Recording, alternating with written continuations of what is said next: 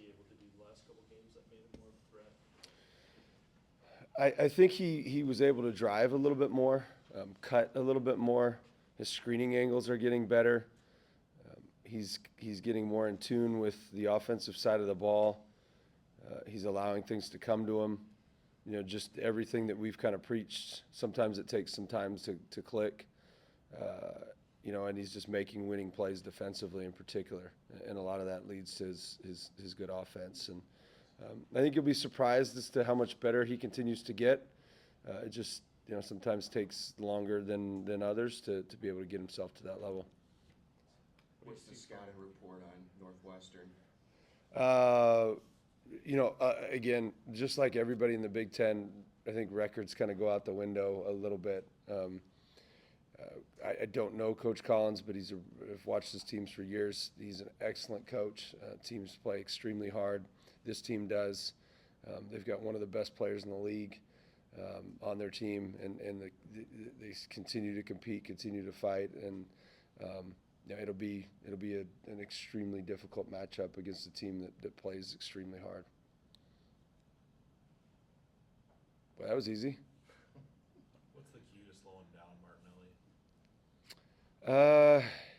Yeah, I don't know. I probably can't say. No, I don't know.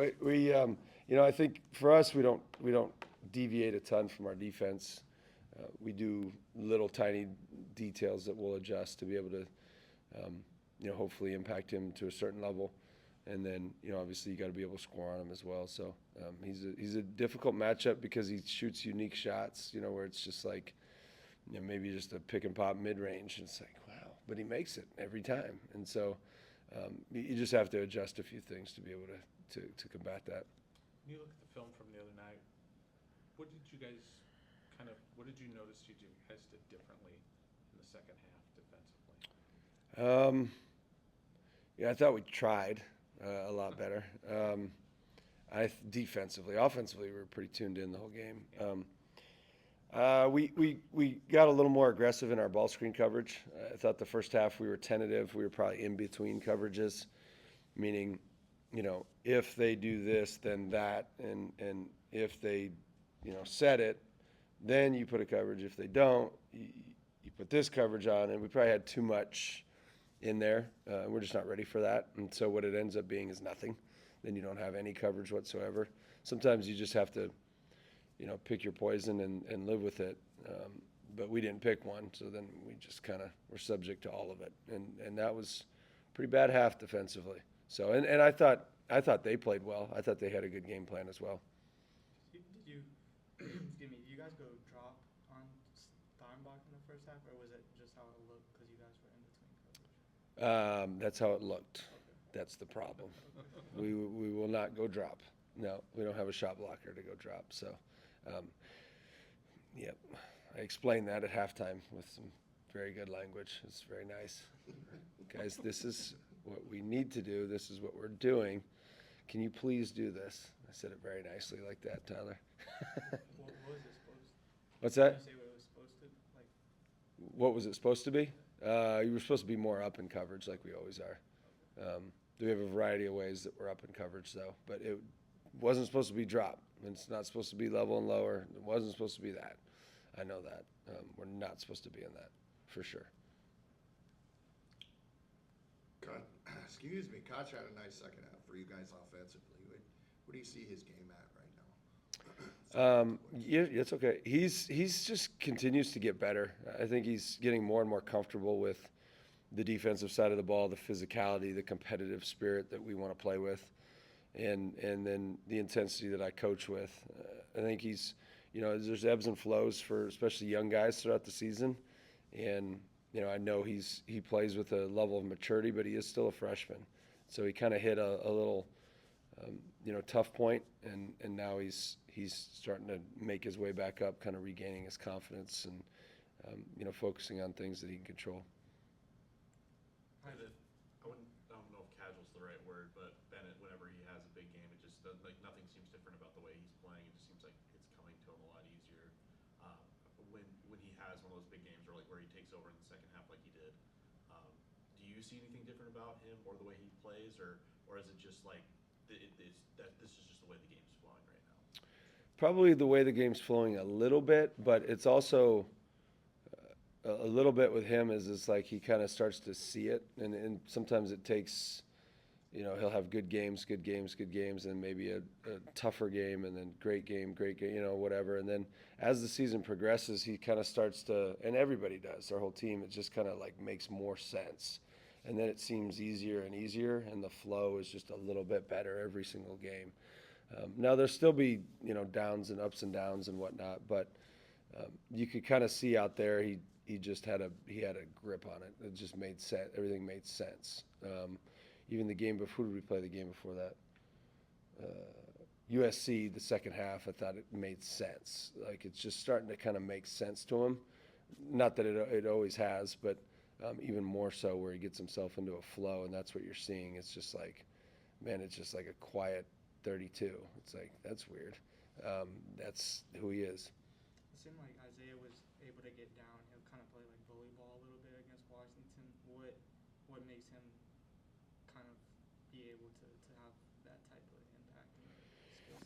Yeah, and he needs to be. That's when we were at our best. Like late last year, he was on the floor, and he's showing that now. I thought he had a stretch too where he just wasn't playing like himself, and he just kind of regained his confidence, and he's able to get downhill. He's able to create a lot of problems. He can finish at the rim. He can obviously shoot. He offensive rebounds. Anything that we need to win, he does. And, guard the other team's best player, whatever it may be, he just does it all. But he's been really good at getting there, really good at coming to stops, playing off two, and then really good at making decisions off that. And our other guys are doing a much better job of moving when he does drive so that they can get to open areas. You talk a lot about watching film and preparing for opponents. How many games do you watch? A lot. To feel comfortable with the scout? A lot. Some are quicker than others, but obviously this year we've had to watch more. So you probably watch, just to start, you'll probably watch their 4 best offense, 4 worst offensive performance. Then you'll probably watch their 4 best defensive, 4 worst defensive, or 3-ish. And you'll kind of get your base, and then after that, then you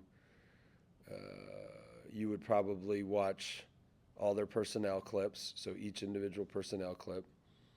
And then after that, then you find the games that you really want to hone in on, and you identify those. And then, then after that, then you should be fairly ready. So it takes a long time. Yeah, it depends. Sometimes it could be 10 games. I'll have probably 12 games of each downloaded, roughly, just the offensive and defensive sections, and then all the individual personnel, so all their clips from the whole season, their assists and their points, and you just kind of go through it. And sometimes it goes fast, sometimes you don't watch them all, sometimes it goes slow. I don't know, it just depends on the opponent and how, like the hardest ones are the ones that are the most simple, because you always feel like you're missing something. So then you're like, man, that took me like a couple hours. That shouldn't take me a couple hours. So then you spend another 20 hours that you didn't need to spend, and you just waste your time. But it makes you feel good inside, I guess. I think you said a couple games ago you felt like Alvaro was a better driver than he's shown. It seemed like the last couple games like he's been more assertive and aggressive driving. Have you tried to? Is that something you've addressed to him, like telling him, I guess? Yeah. Like you feel like he can be better in that area? Yes, it has. And just cutting, because he shoots it, what is he shooting? 40%, 35%, 40%, somewhere in that range. And so what happens, especially at this level, everybody thinks they need to be able to shoot, which he does. He can shoot. He obviously can shoot. The stats certainly don't lie about it. I think sometimes people then want to just do that all the time. It's like, yeah, but let's just play winning basketball. Let's not prove something. We don't need to prove anything. You've already proven that. Everybody knows.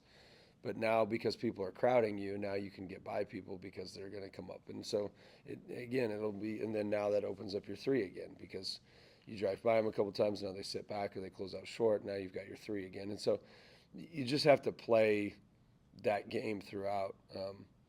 And he's done a much better job of getting to the rim, and he's a really good passer. That's probably his greatest strength is his passing. Deceptively good finisher. He's just, just do those things, constantly, because those things are things you can control. All right, thanks, Coach.